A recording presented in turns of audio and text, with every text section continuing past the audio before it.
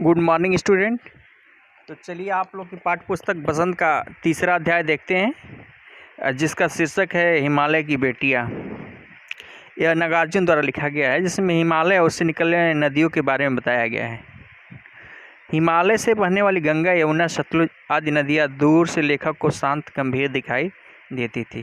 हिमालय से निकलने वाली गंगा, यमुना, सतलुज आदि जितनी नदियाँ थी तो लेखक को दूर से शांत और गंभीर दिखाई थी। लेखक के मन में इनके प्रति श्रद्धा के भाव थे।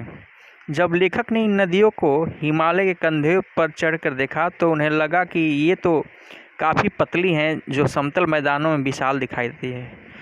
जहाँ से नदियों का उद्गम स्थल होता है, जहाँ से नदियाँ निकलती हैं, वहाँ बहुत छोटी रहती हैं, बहुत पतली रहती हैं, उनकी धाराएँ बहुत पतली हैं। अच्छा, हिमालय से ही सब नदियाँ निकलती है, गंगा, यमुना, सरस्वती। तो लेखक हिमालय पर जाकर देखता है तो ये इनकी धाराएँ पतली दिखती हैं और ज़मीन पर बहुत विशालकाय हैं, गंगा, यमुना, सरस्वती। तो वही बताता है लेखक कि जब हिमालय के कंधे पे चढ़ कर देखा तो पता चला कि ये कितना पतली है और समतल पर जाकर कितना विशाल हो जाती है। लेखक को हिमालय की इन बेटियों की बाल लीलाओं को देखकर आश्चर्य होता है। हिमालय की इन बेटियों का न जाने कौन सा लक्ष्य है जो इस प्रकार से बेचैन होकर बह रही है। नदियाँ बर्फ की पहाड़ियों में, घाटियों में और चोटियों पर लीलाएं करती हैं।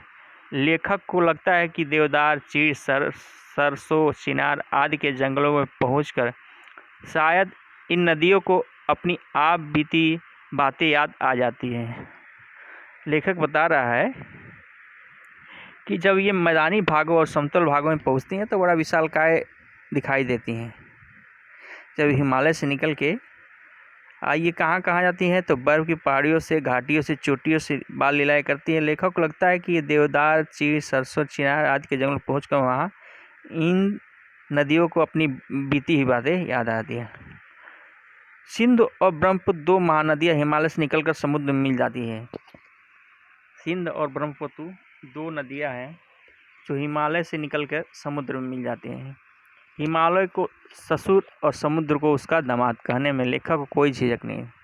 हिमालय को ससुर और समुद्र को उसका दामाद कहने में लेखक को, क्योंकि हिमालय से निकलती हैं ये दोनों नदियाँ, तो इसीलिए ससुर कह रहा है लेखक। कालिदास के यक्ष ने अपने मेघदूत से कहा था कि बेतवा नदी को प्रेम का विनिमय देते जाना, जिससे पता चलता है कि कालिदास जैसे महान कवि को भी नदी उसका सजीव रूप पसंद था। कालिदास ने अपने एक रचना में दिखाया है, तो उसमें बेतवा नदी का सजीव चित्रण किया है। तो वही बता रहा है लेखक, कालिदास जैसे महान कवि को नदियों का सजीव रूप पसंद था। काका कालेलकर भी नदियों को लोक माता कहा है। काका कालेलकर ने क्या कहा है? नदियों को लोक माता कहा है। लेकिन लेखक इन्हें माता से पहले बेटियों के रूप में देखते हैं। कई कवियों ने इन्हें बहनों के रूप में भी देखा। लेखक तिब्बत में सतलुज के किनारे पैर लटकाकर बैठने से वे इससे काफ़ी प्रभावित हो गए। तो इसमें लेखक ने नदियों पे चर्चा किया है कि नदियाँ हिमालय से निकलती हैं और समतल पर कैसे विशालकाय होती हैं। इनको तरह तरह के नामों से अभिहित किया है। इन्हें कहीं बेटी तो कहीं माता तो कहीं अलग अलग नाम दिया है। तो पूरी ये निबंध है, सारांश यही है। तो अगले भाग में हम लोग इसके प्रश्नों का उत्तर देखेंगे। इसमें कुछ कठिन शब्द है जिनका अर्थ देख भ्रांत का अर्थ होता है सभ्य, कौतूहल का अर्थ होता है जिज्ञासा, विस्मय का होता है आश्चर्य, बाल लीला का अर्थ होता है बचपन के खेल, प्रेयसी का प्रेम का होता है, अधिकाय का पहाड़ के ऊपर की समतल, जो अधिकाय होती है उसके पहाड़ के ऊपर की जो समतल उन्हें कहा था। उपतकाय, चोटियों को उपतकाय बोला जाता है। लीला निकेतन, लीला करने का घर, निकेतन का अर्थ होता है घर। यक्ष कालिदास के मेघदूत का मुख्य पात्र था। कालिदास की एक रचना है मेघदूत, उसी का मुख्य पात्र यक्ष था। प्रतिदान का अर्थ होता है वापस, सचेतन का अर्थ होता है सजीव, प्रेम, सजीव, ठीक, प्रेम। मुदित